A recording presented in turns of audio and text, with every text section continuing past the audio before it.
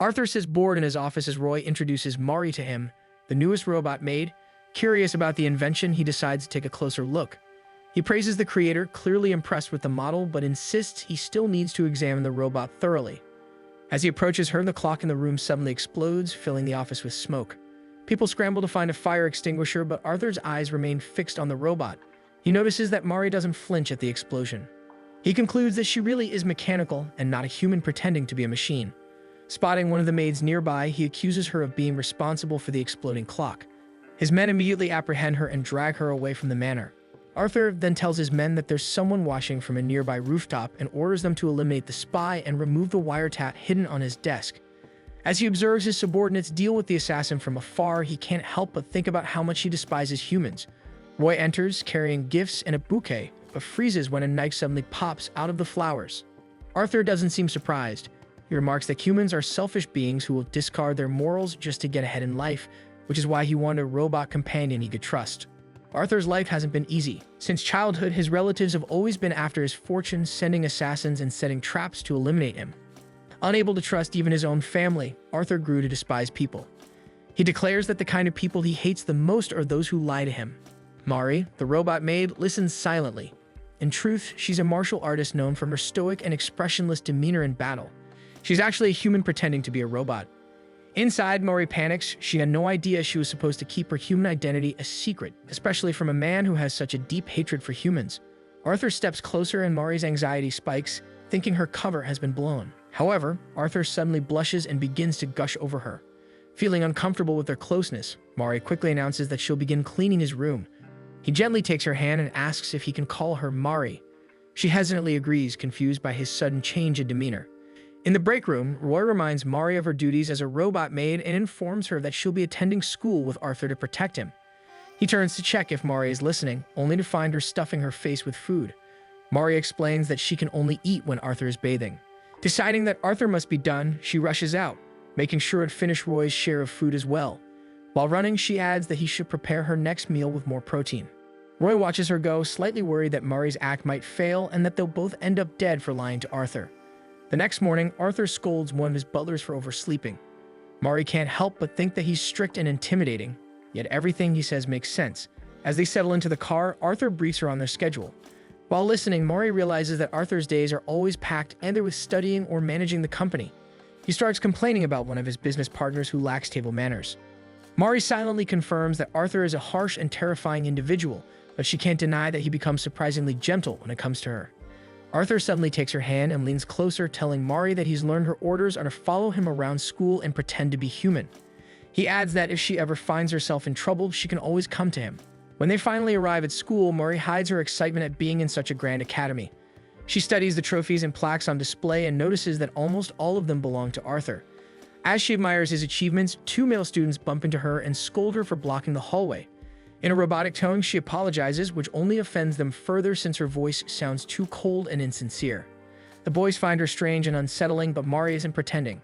That's simply how she's always spoken. Even her mother could never understand why Mari's tone remains so distant, no matter what she did.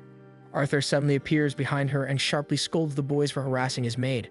After they leave, Mari thanks him, and Arthur gently pats her head, saying he finds her expressionless voice and demeanor very cute. Arthur signals that it's time to leave, and Mari can't help but blush slightly since it's the first time she's received such a kind compliment. When they return home, they settle in Arthur's office, where a young man enters and greets Arthur with casual familiarity. Roy quietly whispers to Mari that the man is Maynard, Arthur's brother in name. Mari wonders if Maynard is also after Arthur's life and watches the two closely. The brothers exchange polite words of praise, but inwardly they're cursing each other. Despite their smiling faces and kind tone, both understand the venom behind the other's words. Roy seems to catch on to their unspoken hostility, but Mari, oblivious to the tension, assumes the two are simply close siblings who get along well. Maynard excuses himself to use the bathroom. Once in the hallway, he mutters curses under his breath, frustrated that Arthur is still alive. He freezes, however, when Mari suddenly appears behind him, pointing toward the restroom. Startled, Maynard scolds her sharply. When Mari apologizes, he doesn't believe her since her face shows no remorse. Mari explains that she's a robot and incapable of showing emotion. Intrigued, Maynard inspects her closely and notes that she truly doesn't flinch or react. Impressed, he remarks that Arthur has done well to acquire such a realistic robot, but questions his brother's tastes since Mari can't even smile. Mari insists that she can smile and immediately pulls the corners of her mouth with her fingers to form a wide grin. The result is so horrifying that Maynard runs away. Later that evening, Arthur sits in his office, gazing thoughtfully at the fountain outside. His mind drifts back to the day he decided to become the heir to the family business. His thoughts are interrupted when Mari enters, softly offering him a cup of tea. Noticing his distant expression, she assumes she's disturbed him at a bad time, but to her surprise, Arthur shyly asks if he can rest his head on her lap. She hesitates for a moment before allowing it. Arthur quickly settles in, remarking that her lap is hard due to her metal body. In truth, it's due to Mari's toned muscles. Getting comfortable, Arthur admits how lonely he feels, unable to trust anyone. Still, he's accepted this life, believing it's the price of being his father's valuable heir. Moved by his words, Mari softly promises that she'll always stay by his side and that he can trust her. Touched, Arthur allows himself to relax and drifts to sleep on her lap. Mari realizes she has a deep desire to protect Arthur and feels terrible that she must lie to him in order to do so. Later that morning, Arthur, Roy, and Mari wait by the driveway for the car that will take Arthur to his lectures. When it arrives, Roy notices that it's earlier than usual. He and Mari bid Arthur farewell as he gets in and drives off. A few moments later, another car pulls up in front of them. Realizing that the first car was a fake, Roy tells Mari to call the police, but when he looks beside him, she's already gone. Alarmed, Mari has taken off, sprinting down the road after the vehicle.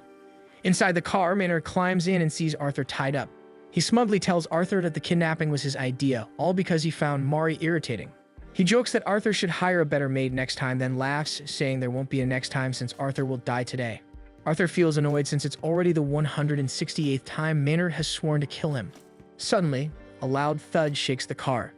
Everyone looks up to see Mari clinging to the windshield, announcing that she's arrived to pick up Arthur. Panic erupts inside as Maynard tries to calm his driver, insisting that Mari is just a robot and they shouldn't hesitate to shake her off. But she lands gracefully on her feet and resumes the chase, running at full speed. The car eventually stops at an abandoned house where Arthur is taken in. Maynard mocks him, asking if he has any last words before he dies, promising to take over the family business once Arthur is gone. Arthur, however, remains furious about how roughly Maynard treated Mari. Maynard laughs, mocking him for caring more about a robot than his own life. He sneers that Mari is probably broken. Arthur glares at him, vowing never to forgive him for what he's done to her. Maynard only mocks him further until he hears his own voice confessing to the crime. He turns to see Arthur smirking. One of Arthur's buttons is in fact a hidden spy camera. Arthur calmly explains that everything has been recorded and automatically uploaded to the cloud. It's only a matter of time before someone finds the video and the whole world learns exactly what Maynard has done. Maynard pales as the realization hits him that if he stays, it will solidify his involvement. So he speeds off, leaving two of his men behind to finish the job. The men hesitate at first, but then decide they have no choice since Arthur had already seen their faces. As Arthur braces himself for the inevitable, Mari bursts in, and in a swift blur of movement, she starts attacking the two grunts. The men flee in terror, leaving Arthur tied to a chair. Mari quickly unties him so they can get out. Neither of them notices the spilled gasoline and the lit cigarette smoldering nearby. Within seconds, the flames catch and spread rapidly. The building is suddenly engulfed in fire. Mari reacts instantly, realizing their escape route is blocked. She instructs Arthur to cover his mouth with his handkerchief to avoid inhaling too much smoke. Spotting a window, she tells him to use it as an exit, promising to lift him up. Arthur refuses at first, unwilling to leave her behind. But Mari insists, assuring him that she'll be fine and will find another way out once he's safe. A nearby explosion shakes the structure, making it difficult for them to see and breathe. Mari silently vows to make sure Arthur survives, even if it costs her life. Knowing he won't abandon her willingly, she decides to say what she's been holding back. She tells Arthur that she's truly enjoyed her time with him and that to her, he's someone very special. She lies that he shouldn't worry about her since her body is made of metal and can withstand the flames. She urges him to escape and find her later, saying she can simply be rebooted once she's recovered. Reluctantly, Arthur agrees and climbs out through the window. Once outside, he yells that he'll come back for her.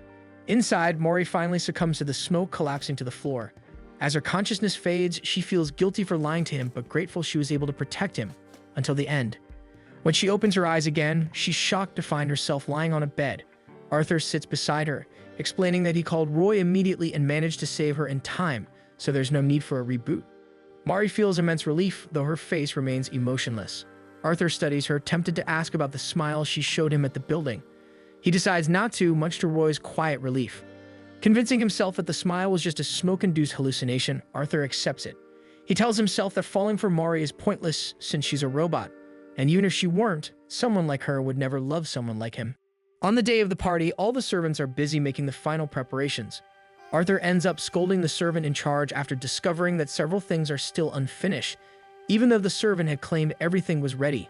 Due to his strong dislike for liars, Arthur fires the man on the spot. Mari immediately fetches the missing chairs, earning praise from Arthur. In just a few moments, guests begin arriving at the garden where the party is being held. Mari looks around and realizes that everyone present is a well-known figure. Arthur tells her that this event is crucial, and he cannot afford any mistakes as his father's heir. Understanding the weight of his words, Mari promises to watch for any suspicious individuals who might try to ruin the evening.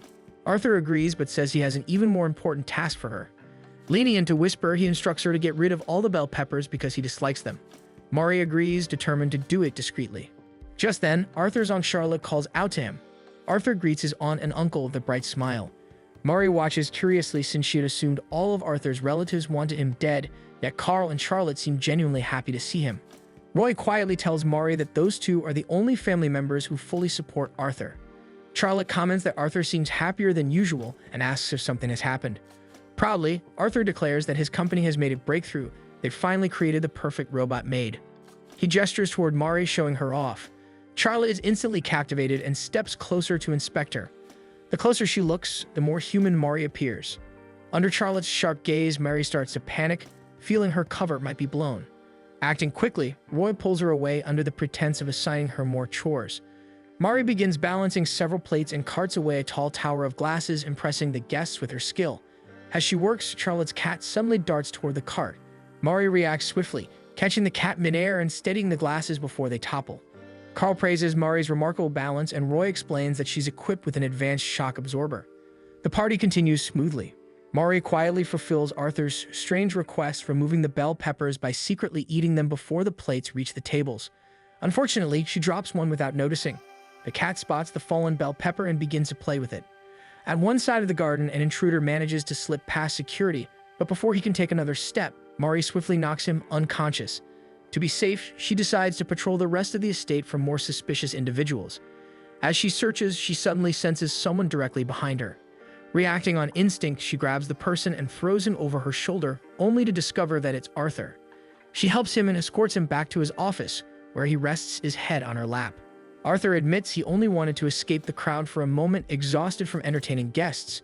As he relaxes, Mari gently pats his head, but she freezes when Arthur suddenly grabs her hand, pulls himself upright, and draws her close to thank her sincerely. Startled, Mari abruptly steps back. She announces that since he's recovered, she should return to her duties. Arthur watches her retreat with quiet disappointment. Neither of them notices that Charlotte has seen the entire exchange and her growing suspicion that Mari might not be a robot. Back in the garden, Mari struggles to calm her racing heartbeat, confused by her own reactions. Roy instructs her to serve water to the guests, but she accidentally drops and shatters a glass. When preparing another, she spills an entire pitcher on Roy. Sighing, Roy dismisses her for now, fearing she might blow their cover if she continues in this distracted state. Feeling guilty, Mari wanders to a secluded corner of the garden. Before turning the corner, she spots a man crouched down, fiddling with something. Realizing he's planting dynamite, Mari rushes forward, destroys the detonator, and kicks the man straight through the bushes. Unfortunately, she forgets that the party is being held on the other side of those same bushes. The guests gasp as Mari suddenly bursts through, knocking out a stranger in full view. Panic spreads until Arthur quickly steps out and announces that the man was not a guest but an intruder who was planning on detonating a bomb. He proudly declares that Mari had saved everyone. The guests erupt into applause, impressed by her quick thinking and bravery. Carl notes how deeply Arthur trusts Mari, while Charlotte quietly observes that perhaps Mari is the one who will teach Arthur to trust people again. From the rooftop, Maynard watches the praise below and curses in anger. As he rants about his impending revenge, he loses his footing and falls.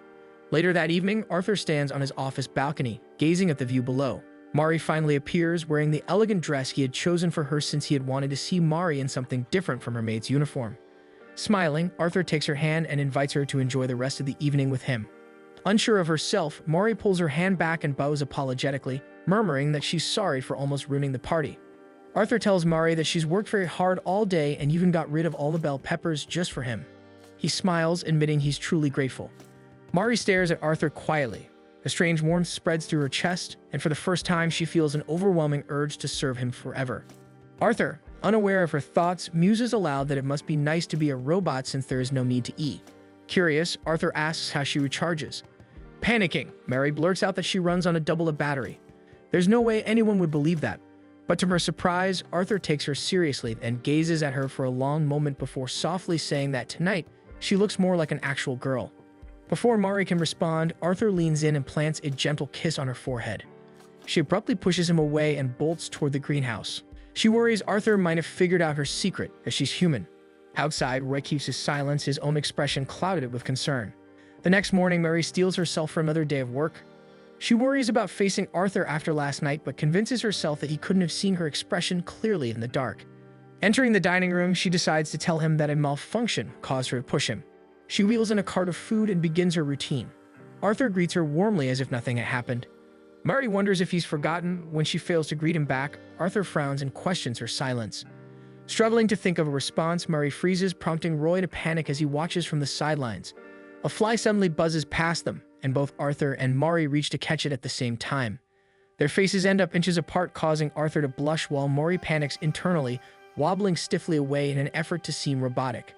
She mutters that Arthur is acting strange today, but he only tells her to bring coffee to his study. When she does, he can't help but watch her intently. As the day goes on, Arthur treats her more gently, offering to carry things and even reaching for her hand. Mari decides she must act more robotic to avoid suspicion, but Arthur only gazes after her, puzzled by her strange mechanical walk. In the break room, Roy calls Mari over and informs her that she is relieved of her duties effective immediately. He explains that Arthur has been growing suspicious of her since the previous day, and it's only a matter of time before her secret is exposed. Mari freezes, unable to process his words. Roy reassures her that he'll still look after her, but insists she must find work elsewhere before Arthur uncovers the truth. Mari struggles with the idea of leaving. She's grown fond of Arthur. Desperate, she pleads with Roy, promising to do her best not to get found out. Roy tells her that Arthur likes her a lot. If he ever finds out she's human, it will break him. He reminds her how much Arthur hates being lied to and reasons that lying to him must be hurting her as well. Mari realizes she is unable to argue. Roy continues, telling her that he's already arranged for her replacement with an actual robot maid. Moments later, Mari 2, the new model, rolls through the halls with mechanical precision until it reaches Arthur's study. Upon entering, it introduces itself as a more advanced version of Mari and immediately demonstrates its abilities by swiftly catching and disposing of a fly. Arthur stares at it in disbelief until Roy steps in beside the machine and explains that with Mari 2's enhanced combat and efficiency systems, she is the perfect maid to serve him. Meanwhile, the real Mari quietly packs what little she owns as Arthur tries out Mari 2's lap pillow function, complete with background music. At the gates, Roy urges Mari to leave quickly before Arthur notices. She promises to wash and return her uniform despite his insistence that she keep it. To her, the uniform is a symbol of everything she's about to lose, a reminder that she was never meant to stay by Arthur's side. Just as she's about to leave, Arthur appears, his expression a mix of confusion and anger. He demands to know what is happening and why she's being replaced all of a sudden. Mari uses her usual calm tone and explains that since there is a newer, better robot maid, it is time for her to step aside. But Arthur does not believe it. His frustration grows as he struggles to find the right words, trying to explain that he specifically wants her. Before anything else can be said, Mari 2 suddenly appears behind Arthur, its sensors locking onto Mari and identifying her as a threat. Mari tells Roy and Arthur to get away as the robot lunges forward. She manages to block the first strike but is quickly thrown backward by the sheer force. She quickly realizes Mari 2's strength far exceeds hers. As she braces for the final blow, Arthur dives in front of her, shielding her from the attack. Roy cries out in horror as Arthur is struck on the back. Overwhelmed by rage and desperation, Mari summons every ounce of strength left in her. With a fierce kick, she shatters Mari 2 clean in half, and the machine collapses to the ground. Arthur rushes over to Mari, his voice filled with concern as he tells her that he already knows everything. Roy stiffens in panic, fearing their secret is out. However, Arthur's understanding is far from the truth. He believes Mari had malfunctioned and that Roy prepared Mari 2 as her replacement. Arthur insists that he can pay for her maintenance costs, determined to keep her by his side. Mari quickly reassures him that there's no need, claiming she's already been fixed. Arthur smiles warmly, lifting her into his arms as he asks her to stay with him always. Mari quietly admits that she wants the same thing, and for a moment, the two are blissfully happy. Later in the kitchen, Roy thanks Mari for her efforts and for making Arthur finally smile again, something he hadn't done in a long time. Mari promises to continue working hard and to avoid any mistakes that might expose her identity. A fake mechanical sound echoes through the room. Mari turns to see Mari 2 entering the kitchen, gleaming and fully operational. The robot announces that it has been repaired and updated. Roy explains that he wants both Marys to work together to protect Arthur. Mari too politely expresses that it looks forward to working alongside her. Mari, however, can only stare silently at the real robot. One day, a group of men disguised as manor staff secretly discuss ways to assassinate Arthur. However, Mari and Mari too catch them. The men try to flee, but Mari too quickly deploys a net, trapping them. In another estate, Maynard curses in frustration as he realizes he's running out of hired assassins to use.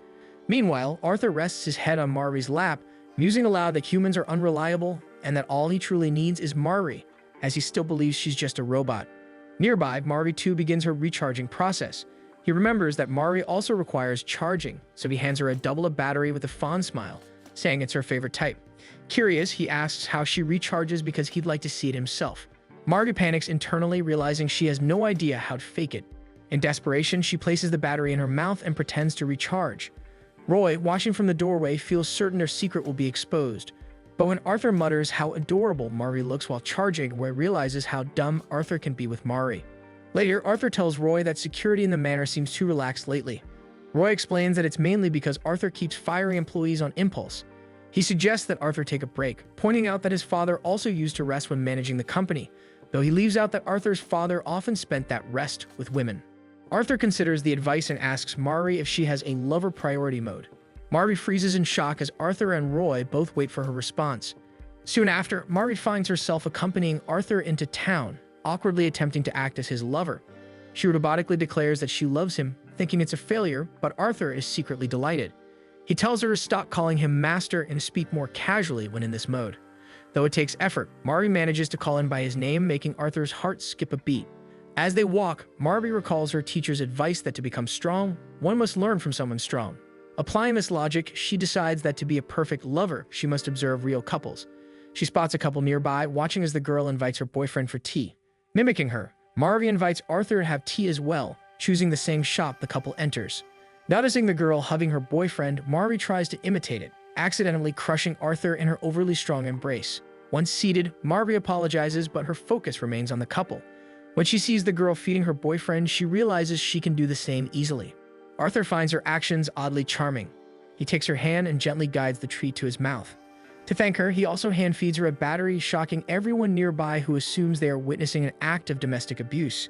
They eventually leave the cafe, with Mari's gaze still locked on the couple in front of them. She watches how affectionate they are. Arthur, unaware that they are following anyone, notices a few small boats by the river. Seeing his gaze, Mari reminds him that she might break down if she falls into the water, hiding the fact that she cannot swim. A worried expression crosses Arthur's face as he realizes Roy might take her away if she malfunctions. As Arthur reflects on his suggestion, Mari continues observing the couple. This time, she sees the girl giving her boyfriend a small gift. Mari reasons that such gestures must be part of what makes couples happy. She sees the two share a kiss and quickly decides that is one thing she cannot imitate. She gently plucks a 4-leaf clover from the grass and presents it to Arthur, saying that it's a gift meant to bring him happiness. Arthur remains silent, causing Mari to think her offering must be worthless. Arthur carefully takes the clover from her hand and tells her that sincerity matters more than the price of a gift. As they stroll through the park, they notice how nearly every couple is holding hands. Arthur hesitantly asks if they can do the same and gently shows her how. Mari overhears someone remark about how many couples there are that day and starts to wonder if Arthur will someday meet a kind girl. By nightfall, Arthur brings her to an old church and admits to visiting it often with his parents. Suddenly, he asks if he can kiss her. Mari freezes, her expression blank but her mind in a panic. She knows that she is supposed to allow it, but she feels uneasy. Just as Arthur leans in, Mari spots a projectile flying toward them. She moves quickly, pulling him out of harm's way. From the corner of her eye, she spots movement on the church roof and tells Arthur to stay where he is while she handles it. She comes face to face with Noah, who seems more intrigued by her abilities than by his target. He casually asks if she is Arthur's girlfriend, but Mari insists she's only his attendant. As she attacks, she realizes how effortlessly Noah blocks and dodges. His composure and speed make it clear that he is no ordinary opponent. Mari hears Arthur calling out to her. She turns to tell him to stay back, but Noah suddenly appears behind her and declares that he likes her. With a quick push, he sends her off the roof. Mari realizes she is falling, but before she can hit the ground, Arthur catches her just in time.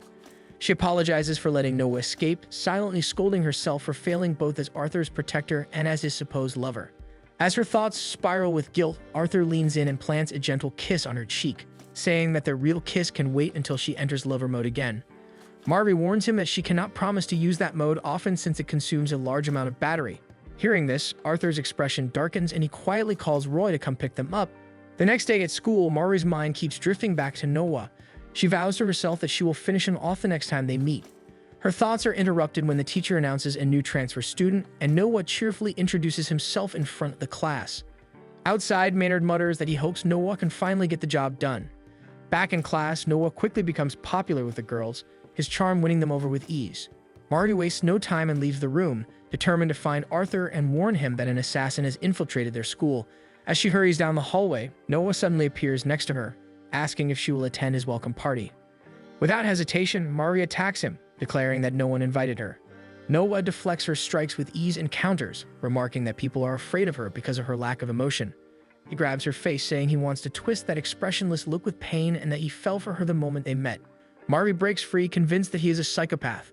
When she demands to know his purpose, Noah reveals a thick stack of documents, photos, and records of her past as a trained fighter. Every trace of that life should have been erased by Roy when she assumed her role as a robot maid. Noah explains that his real gift to her is the time and effort he spent uncovering her secrets. Mari's stomach turns at his words, finding his obsession disturbing. He then asks why she chose to hide behind the identity of a robot maid. Mari asks Noah what he truly wants from her, and he replies with a disarmingly innocent smile that he only wants to get along. Before she can respond, Arthur appears, demanding to know what business Noah has with Mari. Noah casually mentions that he was just looking at some interesting photos. Fearing that Arthur might see, Marty quickly turns around and pretends to play along with Noah's act. Noah then places a hand on Marty's shoulder, smugly claiming that it seems she prefers him over Arthur. The statement ignites Arthur's anger, and he tells Noah to remove his hand, declaring that Marty dislikes him. Noah asks Marty if that is true. Thinking fast, Marty responds that she simply wants to remain on good terms with him because he holds valuable information.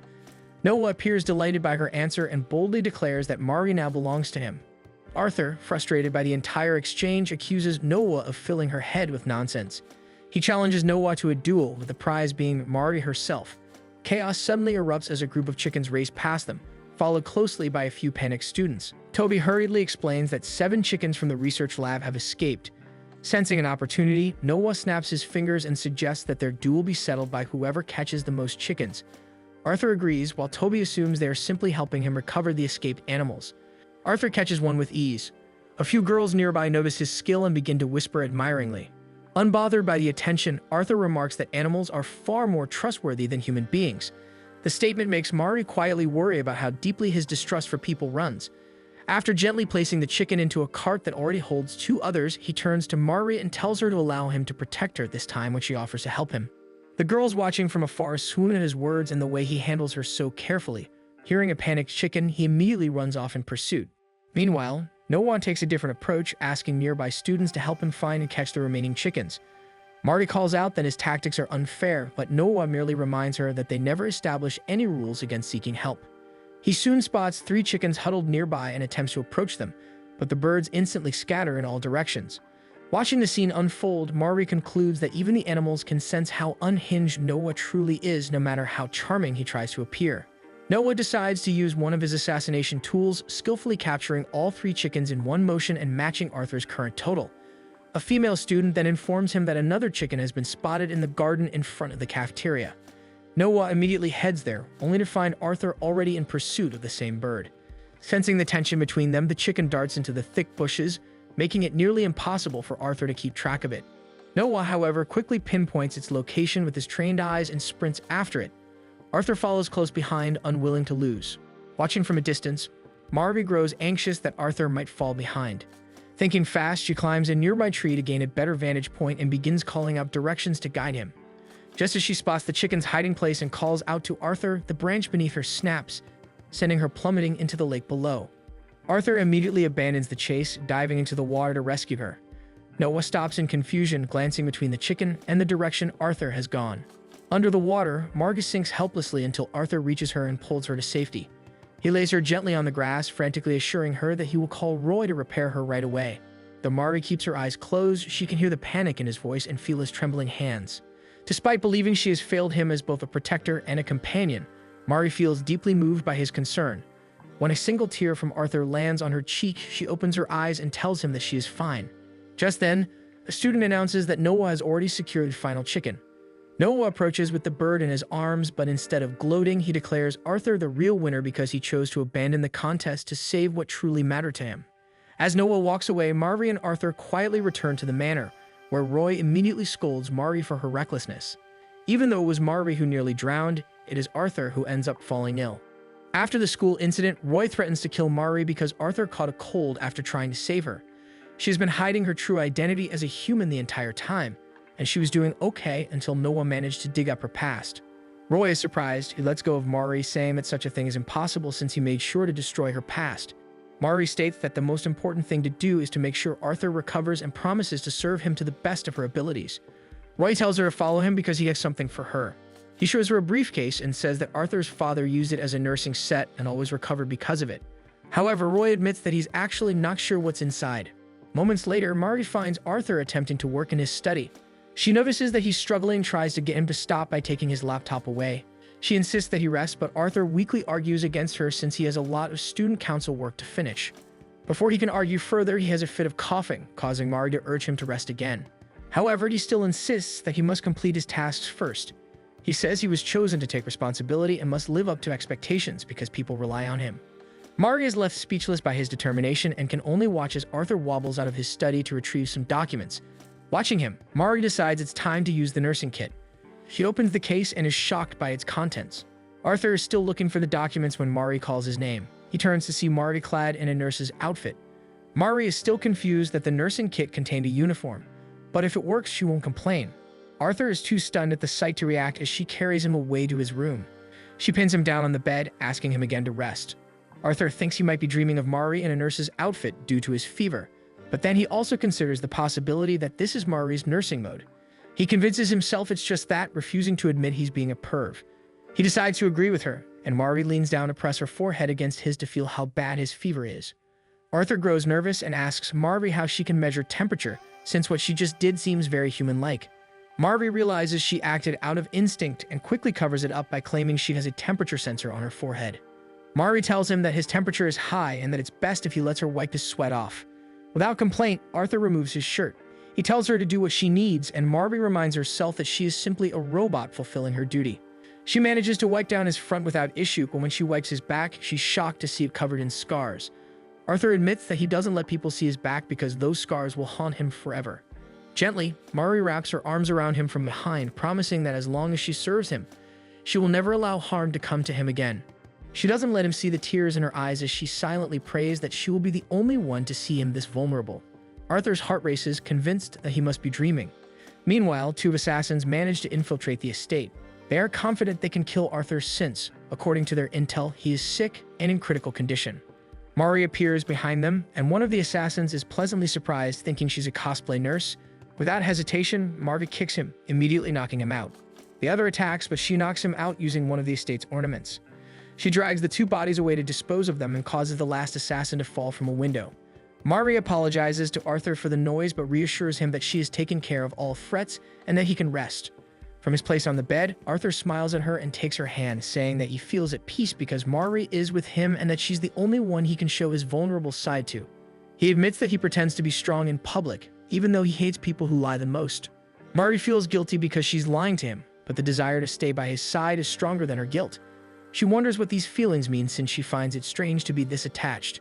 Elsewhere, Maynard looks for Noah, only for Noah to sneak up behind him and startle him. When Noah asks what the club is for, Maynard swings it wildly, claiming he brought it because Noah always spooks him. After he calms down a little, he asks Noah if he brought the item he had promised. Noah tosses him Arthur's phone, and Maynard immediately smashes it, ensuring the video will never be seen by the public. Noah tells him that now they can easily kill Arthur without fear of getting caught, but Maynard instructs him to bring Arthur alive because he wants to do the honors of killing him himself. A few days later, with Arthur finally recovered, Carmia High School holds its anniversary party. This year, it's a costume party, and Arthur welcomes the guests, thanking them for their participation. Mari watches his opening remarks, grateful that Arthur managed to recover in time to host the event. After his speech, Arthur approaches Mari and asks if she's tired. He then hands her several double-A batteries so she can recharge whenever she feels exhausted. She thanks him, even though she doesn't really have any use for them. Noah then greets them, showing off his vampire outfit for the occasion. He boasts that the entire class loved his costume, then notices that Mari is dressed as a maid. He immediately hugs her and calls her cute, angering Arthur, who asks nearby guests if they have anything he can hit Noah with. Before Arthur can commit a crime, a senator calls for his attention. Arthur immediately greets the senator and tells Mari that he needs to entertain him for a while. Once Mari is left with Noah, he complains that he's bored and decides to look for some food. Mari decides she needs to silence Noah. She approaches the buffet table and notices someone in a vampire costume, scolding him for talking too much. The student looks shocked, and Mari realizes that the person isn't Noah but someone wearing a similar costume. The student then tells Mari that it was Noah who gave him that costume, and it's not just him but several other students as well. Mari realizes that Noah predicted her attempt to kill him and cleverly concealed himself by dressing multiple students in the same outfit. She immediately calls Roy to ask where Arthur is. Roy tells her to follow his directions, and Mari quickly darts off to find Arthur. Arthur and the senator are chatting when Noah suddenly injects him with something that causes him to faint. The senator apologizes and flees the scene. Noah becomes slightly distracted and doesn't notice Arthur pull out a taser until he feels the shock. His gloves manage to conduct the electricity so he isn't fully stunned, and he tries to subdue Arthur with a kick. Arthur manages to block it but struggles since he can't see his attacker. Noah, impressed, explains that he injected Arthur with a sedative that weakens sight and hearing. Normally, people who don't fall unconscious would already be begging for their lives, but Arthur is the only one he's met who keeps fighting through the drug. He gives Arthur another dose, which finally knocks him unconscious. Noah tells the unconscious Arthur that the last dose was actually meant for Mari, as he had hoped to capture them both. Meanwhile, Mari is still being guided to Arthur's location by Roy. When she nears the room where the GPS signal is coming from, she tells Roy to prepare something. Entering the room, she notices it's unused. She spots another door and assumes Arthur is just behind it. As she moves toward it, Noah suddenly thrusts a knife at her neck, but Mari dodges it just in time. Noah is amused that Mari remains emotionless despite the attack. Mari kicks him away, then strikes again to disarm him. She tells Noah that because she couldn't defeat him the last few times, she decided to retrain herself. Noah looks at her with amusement and tells her that this time he'll also be serious. The two begin to fight, exchanging punches and kicks. Noah seems to be enjoying himself, saying that if they were to partner up, it would be fun to do contract killings. Mari is disgusted, replying that no one would want that job and that she is already Arthur's maid.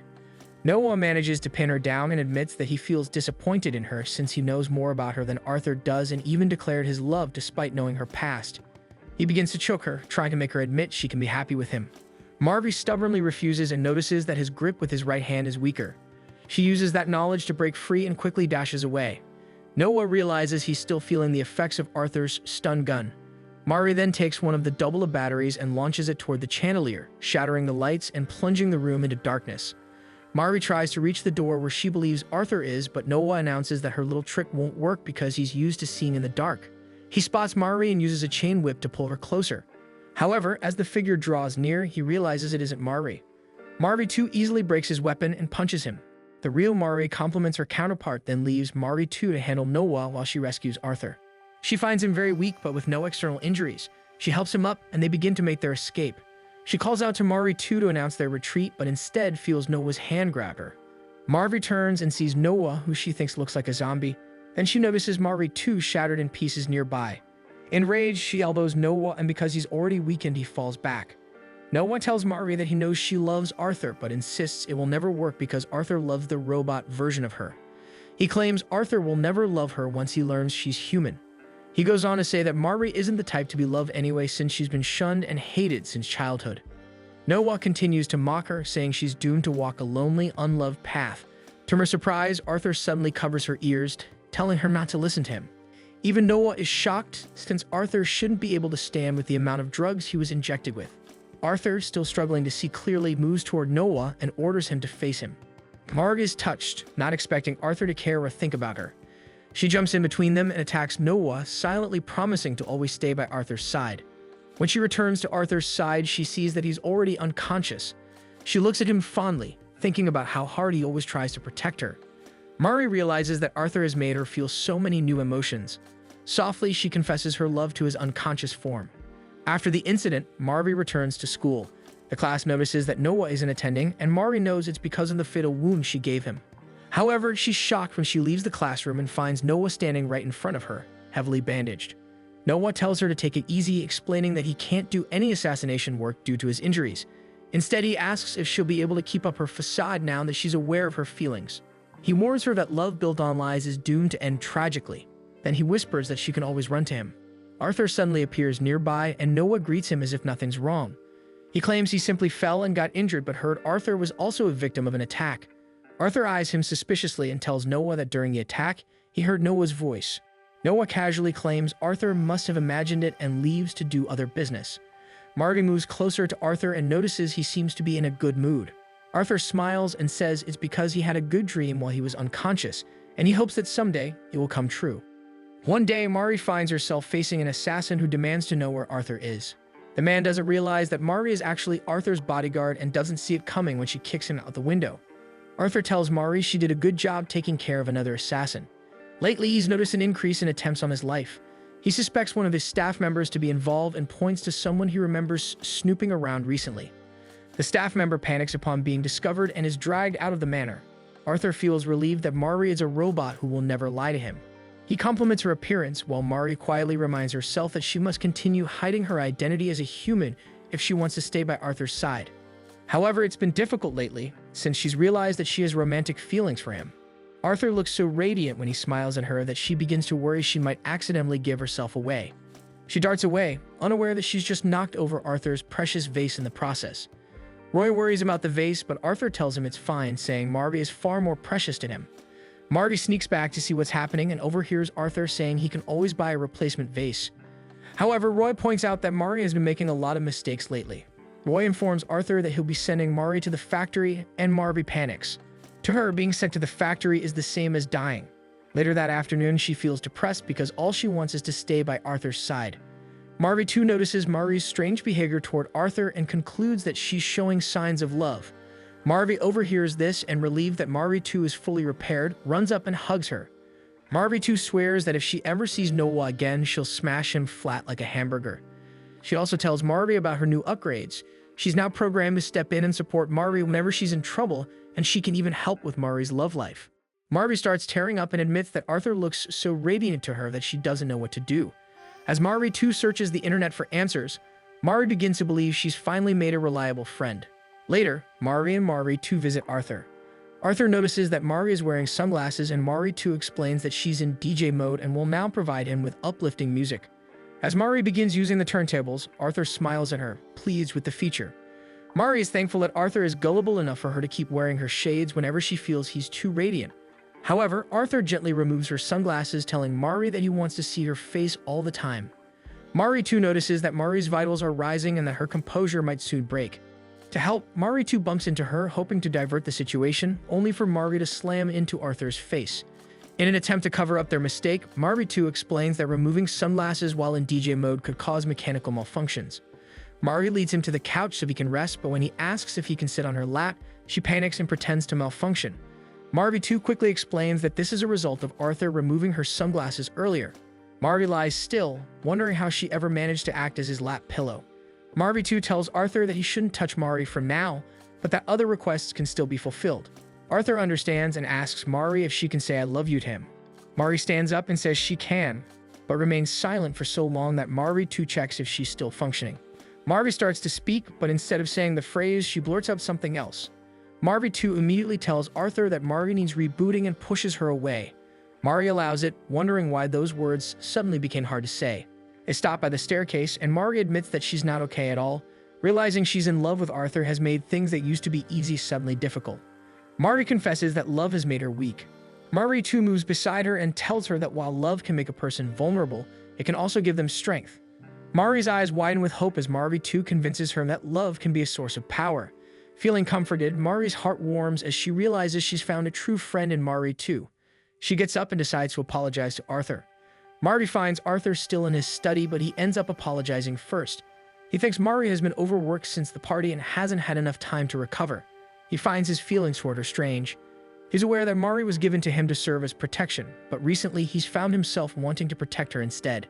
His words only make Mari fall for him even more, and a blush rises to her cheeks before she can stop it. Arthur looks at her, and at that moment, she seems almost human to him. Mari thinks he's about to embrace her, but instead he moves to shield her with his body as the assassin from earlier bursts through the nearby window. The assassin mocks them, saying that a fall from the second floor wouldn't kill him. Pulling out a gun, he declares that this time he'll get Arthur for sure since he's better prepared. As Arthur glares at him from the floor, Mari grows irritated that the assassin interrupted a precious moment between them. She suddenly feels an immense surge of energy coursing through her body. She leaps out of Arthur's hold and realizes that Mari too was right, love really can give strength. She kicks the man, who sneers and calls her creepy because of her expressionless face. He's struck by a statue that Arthur throws at him. Arthur then tells him that Mari is cute. Arthur smiles at Mari and she allows herself to smile back. Shocked that she's showing expression for the first time, Arthur quickly leaves the room, letting Mari and Mari too deal with the assassin. As he walks away, he wonders if he truly saw Mari smile or if his mind was playing tricks on him. He recalls the night of the party when he was unconscious. He could have sworn he heard Mari confess her love for him. He collapses onto the floor, realizing he's hallucinating about Mari because he's fallen in love with her. Disgusted with himself, he crawls to his bed. Once there, he starts thinking about how to make marriage with a robot possible and wonders how the world would react if he ever announced it. One day, as Mari and Mari too tend to the garden, Roy informs Mari that Arthur is looking for her. As Mari prepares to go, Roy corrects himself, saying he meant Mari too instead.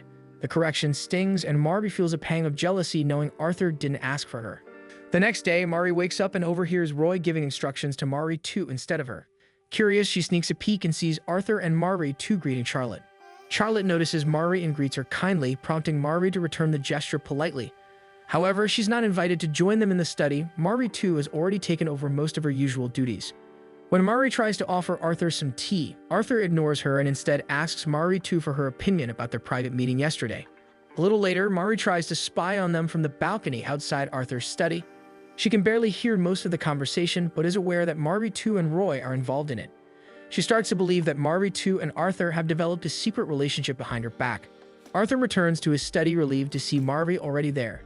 He tries to ask her for a shoulder massage, but Mari coldly replies that Mari too is better at massages, so he should ask her instead.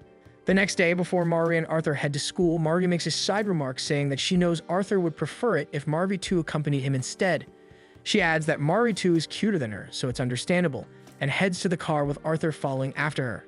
Roy watches them leave, slightly worried since Mari's feelings are becoming very obvious. On the car ride to school, Arthur talks about how tiring student council work has been and how he needs a break. He suggests that they stop by the park after school to watch the sunset. Again, Mari tells him to take Mari too instead, and Arthur's eyes widen in surprise at her suggestion. Mari immediately scolds herself internally for speaking out of turn, realizing she might have sounded rude to her master. When they arrive at school, Mari watches as several girls gush over Arthur as he walks toward the building. Mari heads to her own class and notices that Noah is surrounded by people, talking about having another party soon. Mari turns away, trying to avoid him. She doesn't get far before Noah appears right behind her. He asks if she needs something from him, but Mari doesn't respond. He points out that she's not with Arthur, and Mari admits that she feels strange whenever she's with him lately. So instead of tailing Arthur, she decided to keep her eyes on Noah to make sure Arthur stays safe from him. Noah tells her that if she ever wants to vent or talk, he can be there for her since Mari doesn't have any friends she can confide in. To his surprise, Mari actually tells him what she's feeling. She goes near him and admits that she feels angry whenever other people get close to Arthur. Noah tells her that what she's feeling is jealousy and that it's normal for someone in love. He smiles and says that the best way to deal with jealousy is simply to get rid of the people she's jealous of. He then begins talking about how he also wants to get rid of Arthur soon so he and Mari can be together, but by then, Mari has already disappeared from his sight. He finds jealous Mari to be cute. At the end of the day, Mari patiently waits for Arthur by the gate when the driver informs her that he will pick her up. Mari tells him that Arthur is still inside, but the driver says Arthur is already at the park and that he was instructed to just pick Mari up. Mari suddenly goes silent before deciding to head to the park herself, leaving her bag to fall onto the pavement. The driver picks up the bag, commenting how Mari is such a strange robot since her behavior patterns don't really match up. Mari runs toward the park, realizing that Noah was right. She is jealous. She's worried that Mari too will take Arthur away from her. However, she feels guilty for thinking ill of Mari too, who is her friend. She finds that loving Arthur is difficult because it forces her to deal with such ugly emotions. Arthur is watching the sunset just as he said he would when an assassin suddenly appears to kill him. Mari easily kicks him away, claiming that she's the only one who can watch the sunset with Arthur. To her surprise, more assassins reveal themselves, but they are quickly handled by Mari too, who appears from the bushes. Mari too launches several small missiles that cause the assassins to scatter. She goes after them, instructing Mari to make sure Arthur stays safe. Arthur smiles at Mari too and tells Mari that the modifications he and Roy were working on were a success, and that even Charlotte was involved in the project. They had done it so Mari too could handle things on her own whenever Mari needs repairs. Mari bows her head and apologizes for her recent behavior. admitting that she assumed she was being replaced by Mari too and grew jealous of her. Arthur stiffens at her words, confirming that she actually said she was jealous. He tells Mari that Mari too is an amazing robot maid, but Mari will always be his favorite, regardless of how advanced things become in the future. He embraces her and asks if he should make it more obvious that she'll always be his number one. He cuddles her, pleased by the fact that robots can feel jealousy, finding Mari adorable. Roy watches from afar before turning his attention to the smoke in the distance. He knows Mari too went overboard. His attention returns to Mari and Arthur, who continue to watch the sunset together. One morning, Arthur scolds his driver for being late. Mari believes that Arthur might fire him, but to everyone's surprise, Arthur decides that a scolding is enough and tells Mari to go on ahead in the car. During the car ride, Mari observes Arthur and notices that he doesn't seem as angry as usual. It's then that the driver greets Arthur with a happy birthday. Mari is shocked to learn that today is such an important day for Arthur. Arthur suddenly tells Mari that he really hates his birthday. He explains that people use it as an excuse to send him gifts, but they're always things like bombs or knives. Food is always poisoned, and he can never have a proper birthday party since there's always a bomb threat. He adds that there's a specific bad memory tied to his birthday, but also one good one. He recalls the day he was brought into the manor as a stepson. His father had taken the day off to welcome and celebrate him, and they shared a cake together. It remains Arthur's most cherished memory. Mari can relate because she also really loves birthday cakes. When she lived in poverty, she never had the luxury of having one until someone bought her one. And that small act had made her very happy. Determined to make Arthur happy, she vows that when they return to the house, she will bake him a cake for his birthday. When they arrive at school, girls immediately flock to Arthur to greet him and shower him with gifts. Mari collects them using a cart, but Arthur tells the girls that he won't accept gifts from classmates. He instructs Mari to return the gifts and begins walking to his class. The girls, frustrated, decide to have a word with Mari. Bridget tells her to meet her after school. When they talk, Bridget suddenly offers Mari a chance to be on good terms with the Master Arthur fan club. She also informs Mari of the club's other name, which is the club that wants Master Arthur to see them as trash. Bridget explains that Arthur despises human beings, so every time they greet him cheerfully, he's forced to respond with an awkward, polite smile. While that might seem like a bad sign for them, it's something they completely adore. After explaining herself, Bridget asks Mari if she understands their dedication to Arthur. The club members then try to convince Mari to deliver their gifts to Arthur. Mari struggles to carry everything but promises to at least ask Arthur about accepting them. She then asks if it's true that they really want to get along with her. She admits that she's happy because she also cares deeply for Arthur. Bridget suddenly pales at the realization, and she and the other girls quickly grab their presents back. She tells Mari that being a love-struck fan is a grave sin. Bridget says that Arthur is too perfect, and falling in love with him means forgetting one's place. She tells Mari to give up on her feelings, but Mari refuses. The girls chase her for going against them. And as Mari runs away, she wonders if it's wrong to be in love with Arthur. When she turns a corner, she runs into Arthur, who glares at the girls. Once they're gone, he makes sure Mari is okay. Mari reassures him that she was just playing hide and seek with the girls. He tells her that he has student council work to do, so she should head home first. Once she returns home, she begins preparing the cake. She believes all she needs to do is toss in some yummy ingredients, and it should turn out fine. She is unaware that many of the ingredients she prepared aren't suited for a cake. As she mixes the batter, she suddenly feels a chill and swipes at the area where it's coming from. It turns out to be Noah, who catches her arm before she can hit him. Marga manages to pull her arm back and moves to attack, but when she kicks, Noah catches her foot. He tells her to relax because he isn't on the job at the moment. Marvi stays suspicious but asks what he's doing in the manor. Noah immediately hugs her and asks for cake, prompting Marga to try to kick him again. Noah just dodges happily as Mari refuses to give in. She continues baking while also trying to hit him for being too close. Noah teases that cooking is a great way to eliminate a target from the inside and that she should make sure to do a good job. Suddenly, the oven explodes and Mari pulls out her ruined cake. She smells something odd and accuses Noah of tampering with it, but he insists that he didn't touch anything. He runs away, teasing that Mari is a horrible cook. Jumping out the window, he mocks her for chasing an impossible kind of love. As he lands, he considers visiting the estate again to see Mari, but spots Mari too in the vicinity. Realizing his mistake, he decides not to sneak around again. Mari too goes around the manor, reactivating the security system that Noah had deactivated. Meanwhile, Mari has just finished baking and wrapping her second attempt at a cake. It looks inedible, but she comforts herself by thinking that at least the wrapper makes it look nicer. Mari too doesn't notice her and bumps into her, causing the cake to fall to the ground. Mari too apologizes, but Mari says it's fine since the cake wasn't good anyway. She tells Mari too to continue her patrol while she stares at the ruined cake. She takes it as a sign to give a gift. Suddenly, she remembers everything people had said about her impossible love for Arthur. Picking up the wrapped cake, she realizes that even if it came from her, Arthur might not accept it, and it already looked bad before it fell, so it's best she not give it to him. Arthur spots her and informs her that he has returned home. Marty quickly hides the cake behind her back and greets him. As they walk toward his study, Arthur admits that he feels bad for turning down all the gifts, but he can't risk accepting any. He notes that everyone feels differently about birthdays, and for him, it's a day he hates. Marty suddenly remembers that she wanted to give him a gift because she believes birthdays are supposed to be happy days. Gathering her courage, she decides to give him the cake, saying she downloaded a recipe and tried to bake it herself. Arthur accepts the present and says that now that he has Marty, he no longer feels depressed about his birthday. He takes a small bite of the cake, but immediately notices something is off. It turns out Marty accidentally swapped the sugar for salt. Still, he insists that the cake is good. He then tells her there's something he wants to do for her. He asks her to put on a dress he prepared and leaves so she can change. When he returns a few moments later in a new outfit and holding a curling iron, he compliments how great the dress looks on her and begins curling her hair.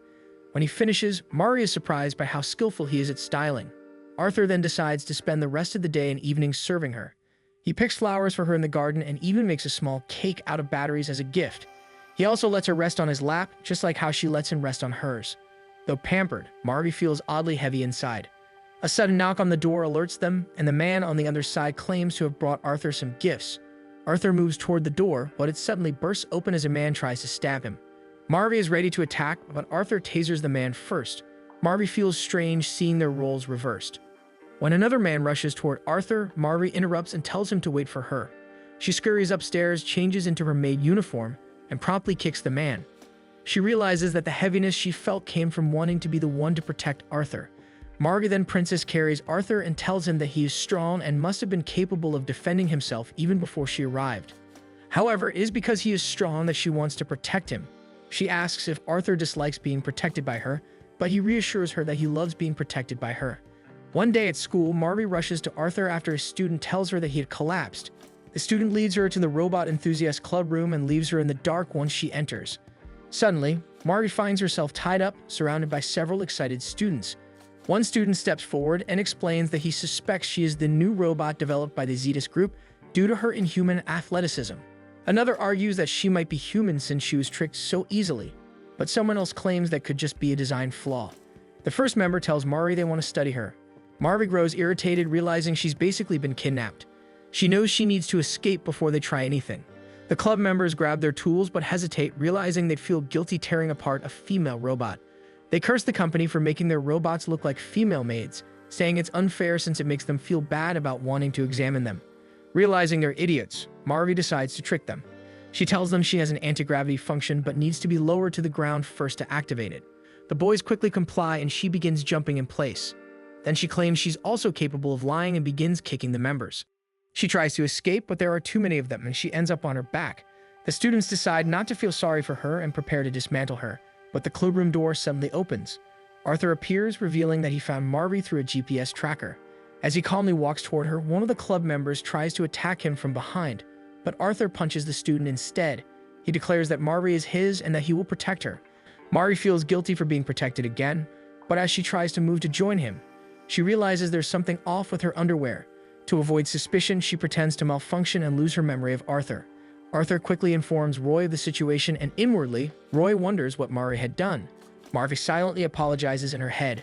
Roy suggests sending her in for maintenance, assuring she can be fixed within a day, but Arthur refuses, declaring that he will find a way to make Marty remember him himself. He then drags Marty away. Once they're alone, Arthur takes both of Marty's hands and tells her that they have 7 rules in their daily lovey-dovey routine, and that following those rules might help restore her memory. The next morning, they share a hug, which he says is the first rule. They also enter school hand in hand, which he claims is the second rule. For the third rule, he has Marty feed him, and then they gaze into each other's eyes as the 4th rule. For the 5th rule, he lies on her lap and then pats her head for the 6th. For the final rule, Arthur instructs her to close her eyes. She realizes that the last one is probably a kiss, so she does as she's told. However, she doesn't feel anything, so she takes a peek and opens her eyes, only to see Arthur smiling at her with a hint of regret. When he starts to feel bad about Marty losing her memories of him, she suddenly claims that her memories have actually been restored thanks to her lover mode and all the physical contact they've had. She then tells him that there were never any 7 lovey-dovey rules between them and adds that Arthur hates liars, yet he lied to her. Her words hit him like punches, and they both walk home together, silently wishing the rules were real so they could hold hands for real. Today is Kamiya Academy's sports day, where both Arthur and Mari will be participating. Their sister school, Perennial High School, will also be sharing its sports day with them. What makes this event especially important is that the losing school will merge with the winning one. The previous day, Arthur expressed that he wants to do everything in his power to keep Kamiya independent, since it's the school his father attended and the school that now holds his precious memories with Mari. Mari silently swears to do her best in today's events. Soon she is approached by Daryl from Perennial High School. Mari notices he is very popular, as the girls around them easily recognize him as Arthur's best friend. Daryl asks if Mari knows which events Arthur will be joining. He explains that even though they are on opposing teams this year, he wants to cheer Arthur on in every sport. Mari stares at him because Arthur had not mentioned having a best friend since she started working for him. Thinking she might doubt him, Daryl quickly mentions Arthur's secret dislike of bell peppers. Mari brightens immediately at this detail, confirming his authenticity, and she tells him which events Arthur will be in without hesitation. Once Daryl learns the events, he hurries off to another area. Mari then suddenly gets rolled over by a huge ball. She looks only to find out it's Amy from Master Arthur's fan club. Amy explains that she's trying to finish her duties quickly so she can watch Arthur's equestrian competition. Mari decides to help her push the balls back to their proper place so they can both watch him together, since they share a similar admiration for Arthur. At the competition area, many girls have gathered to cheer for Arthur. Arthur looks different and extremely dazzling in equestrian attire, serving as eye candy for the crowd. Amy and Mari run toward the field, only to be greeted by Bridget and the other members of Arthur's fan club who are wearing horse ears and tails. Mari questions their appearance, and Bridget explains that they're wearing them in hopes that Arthur will mistake them for horses and ride them. Mari chooses to ignore the fan club's strange antics and scans the rest of the crowd instead. The equestrian competition begins, and Arthur appears to be in perfect sync with his horse. He clears the first few obstacles with surprising ease. Daryl moves closer, cheering him on, but also gives a strange hand signal disguised as a wave. A man with an air gun notices the signal and fires at the horse. It happens so quickly that almost no one notices.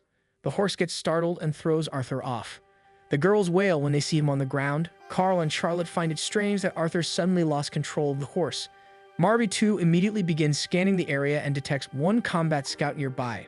From the crowd, Mari also watches Arthur with worry. Arthur stands up and reassures everyone that he's fine. He asks the crowd to remain calm because the horse is getting agitated by the noise. He instructs one of the handlers to check the horse for injuries and promises he'll also visit the nurse's office to make sure he's alright. Arthur then limps out of the field, his injury more obvious now that he's away from the crowd. Mari catches up to him just as he sits down to rest. He tells Mari to check what's in his hand. Arthur explains that his horse had been shot between the eyes with it. Mari wonders if this is an assassination attempt, but the method seems oddly childish. Arthur then mutters Daryl's name. Mari recalls that this is supposedly Arthur's best friend. Arthur is surprised she knows this piece of information, and after some gentle coaxing, he finally tells her about his history with Daryl. Arthur met Daryl in grade school. Back then, Arthur hadn't yet been chosen as heir, so he was often mistreated for being an illegitimate child. One day, their class was told to pair up. Daryl was the only one who approached him. Arthur quickly discovered that Daryl was in a similar situation since he was also an illegitimate child. Arthur thanked him, but worried Daryl might not want to be partners after seeing how few supplies he had. But Daryl only smiled and showed that his own art materials were in a similar state. Daryl noted that they had different colors, so they could share. And if they still lacked something, they could just mix colors together. For the first time, Arthur felt like he finally had a friend. From then on, he and Daryl stuck together. One time during a recital, Arthur's sheet music went missing. Daryl tried to convince him that it would be fine since Arthur had memorized the piece, but Arthur still doubted his ability to play without the sheet music. Daryl told him to calm down first and have a drink of water. Once his nerves settled, Arthur took the stage, but as soon as he placed his hands on the piano, he suddenly passed out. After the recital, Daryl comforted him, blaming Arthur's collapse on his long hours of practice. At first, Arthur was grateful, but everything changed after Daryl's birthday. Arthur had gone out of his way to buy him a present. On his way to school, he spotted Daryl with a group of bullies. Curious, he got closer and overheard everything. Apparently, Daryl had been plotting with them to ruin Arthur's social debut. Daryl had fed him sleeping pills, and the bullies had stolen his sheet music. Arthur learned that Daryl had never liked him at all because Arthur was getting better grades. Daryl had only pretended to be his best friend so he could drag Arthur's life down. He even watched Daryl hand the bullies an air gun to shoot him with. Arthur finishes his story, and Mari feels her blood boil. She suddenly stands up and tells Arthur she'll do the job, which confuses him since he hadn't ordered her to do anything. To blow off steam, Mari punches and kicks a tree. She's frustrated because Arthur has every right to hate Daryl, yet he doesn't. She knows Arthur still cherishes the memories of their friendship. When the tree finally crashes down, Mari swears she will stop Daryl's evil plans against Arthur. Just then, Toby calls out from a window asking if Arthur is really injured. Mari confirms that he sprained his ankle. Moments later, the school's PA system announces that the cavalry battle will begin soon. Toby tells her that both Arthur and Daryl were supposed to participate, but with Arthur's injury, he won't be able to join. Mari decides she will take his place. When Mari informs Arthur's teammates, their confidence immediately plummets. Noah quickly offers to team up with her, but Mari wants to refuse, suspecting another trick. Noah insists that his motives are different today. He gestures to a corner, so Mari heads in that direction. She finds Mari too apprehending several individuals. Noah and Mari too explain that they teamed up earlier and searched the school for anyone who might try to harm Arthur. Mari is surprised that Mari too chose to partner with Noah, considering how much they dislike each other after their previous battle. Mari too reports that the attackers are all students from Perennial High School. Noah initially assumed they were assassins, but is disappointed to learn they're just students armed with air guns. He finds it strange that students would go this far just to protect their school's name. Mari tells them that Daryl is behind everything. Noah recognizes the name as Arthur's best friend, and Mari too starts explaining the definition of best friend. Mari clarifies that Daryl is not Arthur's best friend. She vows to stop him, but Noah points out that Mari can't compete without a team. Soon, the event begins. Spectators notice that Arthur is no longer participating. Instead, they see Mari in his place, carried by Noah, accompanied by two other students Toby recruited at the last minute. Daryl mocks Mari, pretending not to know why Arthur isn't competing. This only fuels Mari's anger, and she promises to defeat him fair and square. A match starts, and the Perennial teams aggressively charge at Kalmia's teams. However, Arthur's fan club, who entered teams under Kalmia, managed to steal the first two headbands from Perennial. They proudly claim they're doing this for both Arthur and Mari.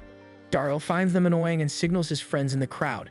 One of the girls suddenly feels something hit her leg, causing her to trip and take down Bridget and Anna's team with her, disqualifying them. Mari realizes there are still more students in the crowd with air guns. Noah tells her to stay focused as opposing teams rush toward them. Mari reacts quickly and manages to grab a headband. Daryl then goes fully on the offensive, and the field erupts into a fierce struggle with everyone trying to steal each other's bandanas. In the infirmary, Arthur apologizes to Toby for letting the school down and possibly being the reason they might lose their school name. But Toby tells him they still have a chance because Mari has taken his place in the final competition. Back on the field, only 3 teams remain: Mari's team, Daryl's team, and another team from Perennial High School. Daryl takes the opportunity to compliment Mari but tells her she cannot win. However, Mari wants to prove him wrong and quickly defeats the other team. Daryl attacks from behind and with the help of air gun shots manages to throw them off balance. Mari feels herself falling and thinks it's over, but Noah catches her and launches her into the air, sending her straight toward Daryl. Since her feet still haven't touched the ground, Mari is not of the game yet. Everyone watches in anticipation, amazed by a play they've never seen before. Daryl senses Mari's anger and asks if he did something wrong, insisting that he's Arthur's best friend. Mari becomes furious and calls him a liar. She tells him that people like him are the reason Arthur has such deep mistrust in others. Tears form in her eyes as she declares she won't let anyone harm Arthur. With a powerful shove, Daryl's team crashes to the ground and Mari raises the stolen bandana in her fist. The announcer declares Kalmia the winner and the crowd erupts in cheers. Daryl smirks from the ground. He stands and tells Mari that it's a good thing Arthur no longer trusts people because it means he's so weak he can't maintain relationships anymore. He feels that with that type of personality, Arthur is doomed to fail as an heir. As he mocks Arthur, Arthur suddenly appears and punches Daryl back down. The crowd gasps, shocked that Arthur would strike someone they all believe to be his best friend. Arthur accuses him of cheating, and to prove it, Mari too and Noah bring out several students with air guns who confess that Daryl forced them to sabotage the games by threatening them with expulsion. Daryl smirks and pretends he doesn't know what they're talking about. But Arthur shows him a set of photos documenting how Daryl bullied him since they were young. Arthur tells him he'd been waiting until he had enough solid evidence to finally expose who Daryl really is. He tells Daryl that he is no longer the same boy who could only cry. Daryl turns pale and insists that they are best friends, but Arthur replies that while they were friends, he no longer needs Daryl's friendship. He returns to Mari, checking if all her parts are functioning properly. Mari apologizes for acting without permission, then adds that she always believed Arthur would be able to overcome someone like Daryl because he is a strong person. Arthur tells her he's only strong because he has someone like Mari by his side. At the end of the day, Arthur thanks everyone for their support and help. His fan club gushes since this is the first time Arthur gave them such a kind smile. The next day at the estate, Roy notices Arthur playing the piano. He recalls that it has been years since Arthur last played. The music reaches the garden where Mari 2 and Mari are working. Mari 2 comments that the melody sounds energetic and clearly reflects Arthur's current state of mind. At Kalmia High School, most students are excited to begin their summer vacation. Mari, however, learns she did poorly in 2 of her exams, and the teacher schedules a makeup exam for her in 2 days. Mari is shocked. She never expected to fail. As she stares at her test scores, Arthur arrives and looks over her papers. He is surprised she performed so badly and suspects that the robot club may have tampered with her study-related memories. Mari accepts the possibility and informs him that her makeup exam is scheduled for the day after tomorrow. Arthur explains that if she fails again, the school will likely expel her because Kalmina does not tolerate repeated failures. Hearing that, Mari decides that losing the chance to study with Arthur is worse than being scolded by Roy. Arthur suggests they head home so Roy can download the study material into her system. Mari tells him that processing the data might take a week. Because of this, Arthur decides he will personally help her study after school in the library. On the way there, Mari runs into Noah, who already seems aware of her exam situation since he overheard it from the hallway. She tries to ignore him since she urgently needs to begin studying, but as she passes, Noah suddenly offers to help, claiming to be a good teacher.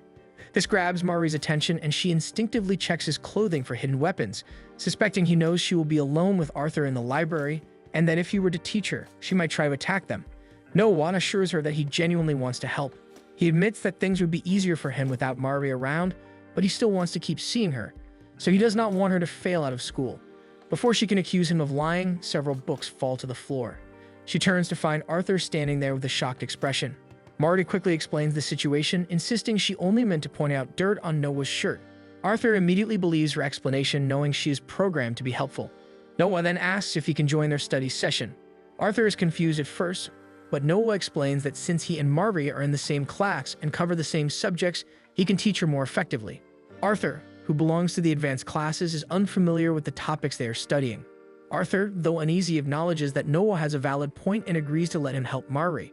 With Arthur's permission, Noah immediately begins guiding Mari toward the library.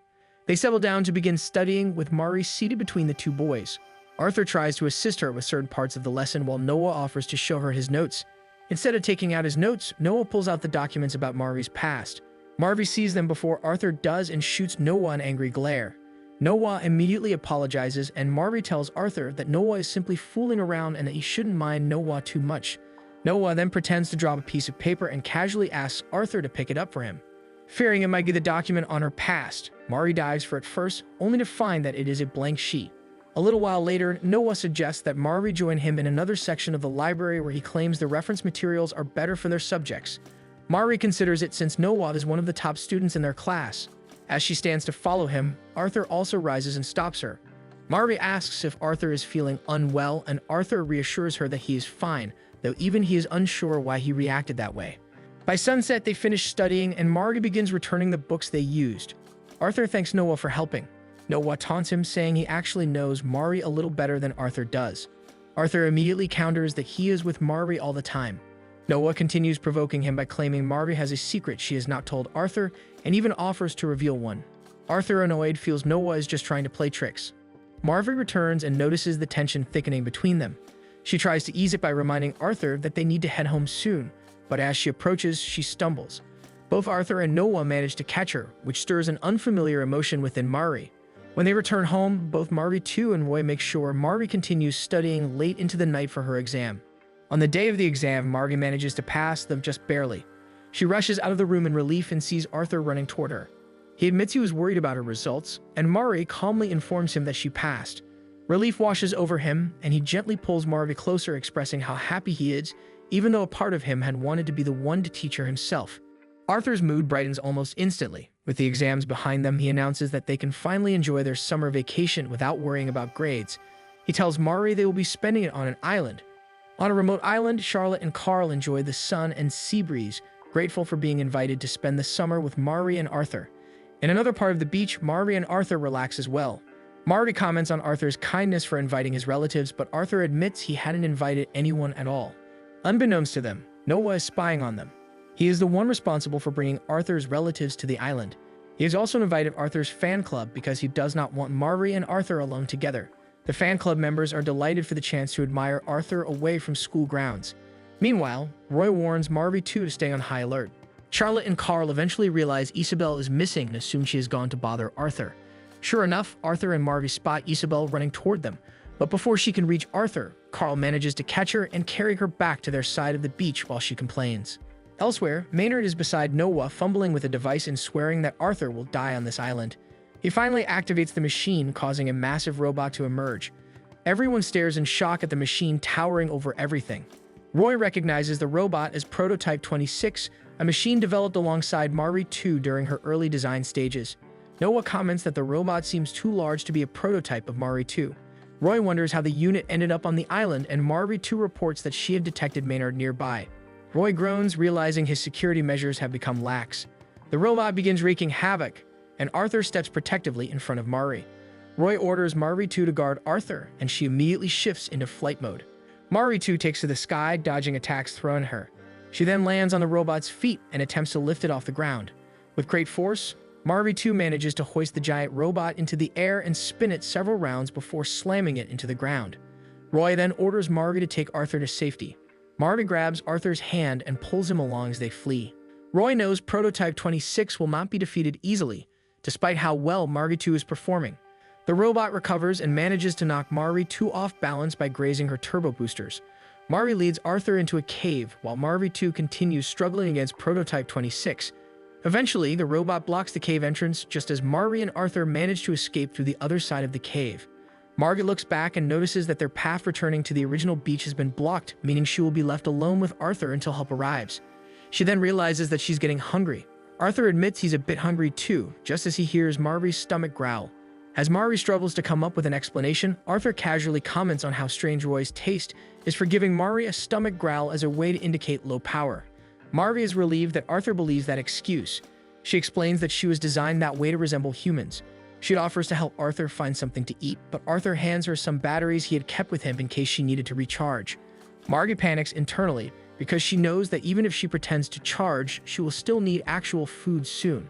Arthur reassures Mari that someone will eventually find them, and in the meantime they can enjoy being alone together.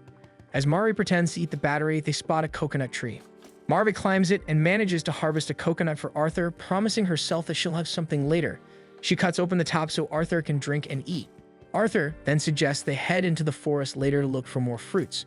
Marvy spots a familiar plant nearby and informs Arthur that it's edible. She walks over and picks it from the ground. A memory suddenly surfaces. When she was much younger and her family was still whole, her parents used to take their time teaching her how to live. Her father died when she was still a child in a car crash, and her mother found a new man almost instantly. After that, her mother rarely came home, so Mari learned how to survive on her own by eating all sorts of odd things and collecting rainwater since she couldn't afford anything for herself. Mari accidentally tells Arthur that she used to pick this type of grass a lot. Arthur immediately notices her wording, and Mari mentally scolds herself for forgetting she is supposed to be a robot built solely to serve Arthur with no past of her own. To amend her mistake, Mari tells Arthur she used to be a lawnmower and that data from her past model is still stored in her memory. Arthur tries to recall what he knows about Mari and realizes he has no clue about how she was developed. He decides to ask Roy later for Mari's instruction manual. Mari feels guilty because she knows she has to keep lying to Arthur in order to remain by his side. As she nears the ocean with the intention to catch fish and make fresh water, Arthur panics and reminds her that she is not allowed to get wet, insisting she doesn't need to endanger herself for his sake. He takes her hand and leads her farther away from the waves. She reassures Arthur that she will be fine, only needs to make sure the important areas won't get wet. It suddenly starts to rain, and Mari and Arthur take shelter under a small rock formation that keeps them dry. They huddle close together, and Mari becomes very aware that Arthur is shirtless. She feels like her heart might explode at any moment. Arthur suddenly hugs her and apologizes. He had hoped this vacation would be a happy one so that Mari would have happy data to save in her memory. He begins to complain about their situation, blaming himself. Marty calms him down by telling him that she is happy as long as she is by his side. Arthur smiles at her and confesses that he loves her. Marvy wants to respond, but she decides to say that she's a machine and cannot comprehend the feeling of love. She feels terrible for lying to him, and in a desperate attempt to reveal a little of her feelings, she tells him that if she were a real girl, she would surely have been in love with him. Arthur is confused by her explanation, but they find themselves lean toward each other. Before they can kiss, Mari too finds them and informs them that she is here to rescue them. She flies them back to the other side of the beach, where almost everyone is relieved to see they are safe. However, Maynard grumbles at his failed attempt to kill Arthur. He calls the robot useless, and no one decides to make fun of him by saying that the master is just as useless as the machine. As Mari too descends to the beach, Mari admits that she had wanted to stay alone with Arthur a little longer. The two of them end the day wondering how different their relationship would be if Mari were a normal girl. Today is the autumn festival, and the students are looking forward to the event because of all the activities and fireworks it includes. However, Arthur tells Mari that he will not be able to attend because he has student council work after school, even though he really wants to watch the fireworks with her. Since the incident on the island, Arthur cannot help but notice Mari more and more. Mari asks if she will at least be allowed to wait for him, and he agrees before heading off to work. Mari watches his retreating form, wishing she could watch the fireworks with him. She then notices Arthur's fan club nearby due to their unmistakable chatter about Arthur. She suddenly has the urge to be friends with them. She follows them to the courtyard where she overhears them talking about how they wish Arthur had insulted them when they were on the island with him. Mari stares at them, hoping she can watch the fireworks with them as a friend. Knowing that standing around won't accomplish anything, she runs a simulation in her head where she presents the girls with homemade cookies she made during home economics. In her mind, she smiles naturally and asks them to be her friends. The girls respond with enthusiasm and easily accept her. Feeling confident with how the plan looked in her mind, she decides to act it out. She practices what she'll say out loud to herself, not expecting Noah to answer and take the cookies for himself. He tries one of the cookies and instantly regrets it as the flavor hits his mouth, commenting that the poison is quite potent even for someone like him. He then tells Mari that she wouldn't fit in Arthur's fan club because all the members are girls from rich families. Mari pouts and says she's prepared, then switches to her ladylike mode, doing her best to act as a refined upper-class lady. She approaches the girls as they are having a picnic. They instantly recognize her as Mari but are surprised by her makeover. Mari apologizes for never introducing herself properly and claims that she is also a rich girl, with proper hobbies such as courses in piano, though she keeps it to herself as she lives them at home.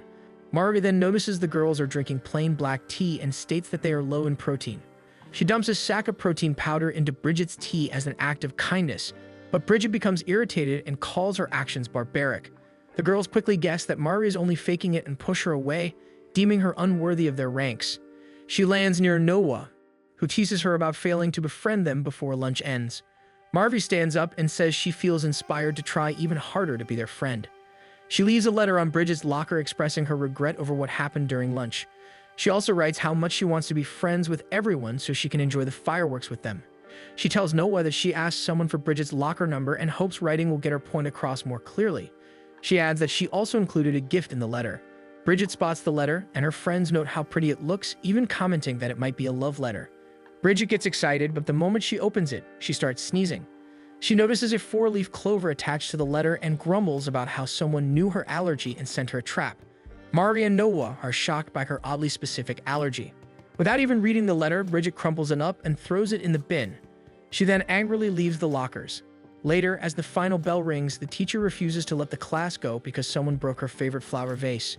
She shows the class the vase that was hurriedly taped together and tells them someone needs to own up and clean the classroom, or else everyone will have to stay behind and miss the fireworks. The students begin to complain, and Noah decides to take the blame, but before he can raise his hand, Mari speaks up and takes responsibility. The class leaves and Noah stays behind to chat with Mari. Mari admits she didn't break the vase, but she felt the class should still be able to enjoy the fireworks. She doesn't mind staying behind if it means protecting their happiness. Noah leaves and overhears 3 of their male classmates mocking Mari for taking the blame. They laugh about getting away with it despite being the real culprits. Noah reveals himself and tells them he heard everything. The boys recognize him as the top student in class and angrily say they never liked him. One charges at Noah ready to punch him, but Noah takes it as an opportunity to hit the attacking student since he can now claim self-defense. The student begs for forgiveness, and Noah threatens them by saying he's the only one allowed to bully Mari. The culprits then begin cleaning the classroom. Afterwards, Noah brings Mari to the balcony where most of the students have gathered to watch the fireworks. He tells Mari to just make her intentions clear and gently pushes her toward the girls. Bridget notices her, and Mari removes her wig and asks if she can be their friend. Bridget denies her the pleasure, saying she finds Mari a bit weird for hovering around them the entire day. Mari feels her soul a bit crushed, but Bridget adds that she acknowledges Mari's feelings and dedication toward Arthur and considers Mari a rival. She also tells Mari that they can enjoy the fireworks together. 2 members of the fan club, who also happen to be her classmates, chime in that they know Mari is a good person and wouldn't have destroyed the vase, so they inform the teacher that she wasn't at fault. Mari feels grateful and turns to run up to Noah to thank him for all his help. Noah feels his heart flutter as Mari gets called back to join the girls. She runs back but accidentally trips. Before Noah can catch her, Arthur is already by the balcony and manages to catch Mari. He steadies her and tells her he rushed his work so he could make it in time to watch the fireworks with her. He then turns to the rest of the students and asks if he can join them. Everyone is excited, especially Bridget, who is already imagining all the mean things Arthur might say and do to her. The students all enjoy the fireworks as they light up the sky, and Mari feels comforted knowing she now has friends. Her gaze drifts to Arthur and she allows a small, rare smile to grace her lips. Noah can't help but be mesmerized as he watches her from inside. His classmates spot him and try to get his attention. He apologizes for being distracted, saying that what he was watching was simply too beautiful. He leaves, leaving the girls confused about what he meant. One evening, Roy gives Mari a news article from when she was a child. He reassures her that he disposed of everything else except that one article, so she can see and read it one last time before he throws it away. He tells her she can have the evening off to do so, since Arthur decided to take a walk and does not need her service. Mari goes toward the stack of papers by her windowsill, but instead of reading the article, she opens the window to gaze at the night sky. She truly enjoyed the fireworks and is happy that she now has other friends besides Mari too. She keeps the window open and goes to her bed. She doesn't notice one of the papers getting caught in the wind and drifting out the window. Arthur finds it as it lands on the ground.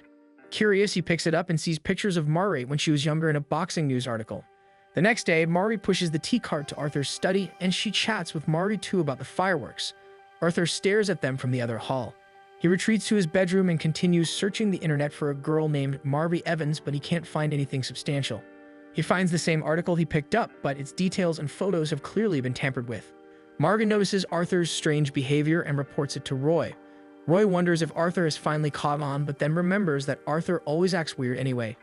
Mari also says that Arthur should have found out she was human a long time ago since nothing recently has happened that would give away her identity. They begin to wonder if Arthur had learned the truth earlier and just feigned ignorance, but Roy believes they are safe and have nothing to worry about. The three of them relax, confident that Arthur's dense personality will save them. However, Arthur is agonizing over the possibility that Mari is human and has been deceiving him. Since he can't find anything online, he decides he must find proof on his own. He decides to bring a knife just in case. He follows Mari around and notices some of his servants running toward her with bees chasing them. Mari swiftly catches the bees with her hands and makes sure the servants are safe. Arthur wonders if she isn't scared because she really is a robot. He watches Mari carry heavy boxes and wonders if her strength is because she's a machine. The servants compliment her, but Mari tells them she is a defective product and relies on them to do their jobs as well. Arthur feels uneasy and wonders if Mari is only programmed to be nice to him. He checks the kitchen and sees Mari and Mari too drinking oil, but in reality the oil Mari drinks is just water placed in an oil container. This is enough to convince Arthur that Mari has always been a robot, and he finally relaxes. He decides to bring her to the greenhouse and plays the piano for her. He shares that Mari is the reason he began playing the piano again. Before, he was tormented by bad memories and didn't want to touch the keys anymore, but Mari reignited his passion for playing.